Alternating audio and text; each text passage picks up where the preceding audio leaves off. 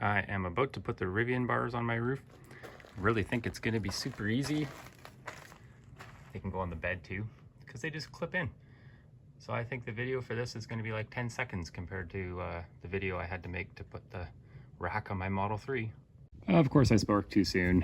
When I tried, the first one went on just perfect, but the second one, when I went to click it in, I got the first click no problem, but it wouldn't do the second click, at least with the rubber foot on. Now I've taken the rubber foot off to adjust it. So I'm gonna have to fiddle with some little screws that are on the bottom side here. This one is on properly, and if you grab it and move it, it doesn't jiggle at all. Up, down, side, side, back, forth, etc. This one, got the latch up.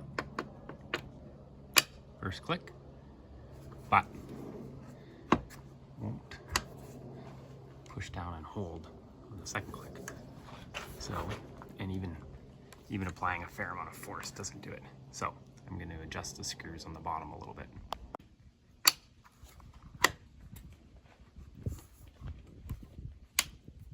So that's 3/8 of a turn on the front and the back one. Now it's locked in there solid. It does feel a little bit overly tight.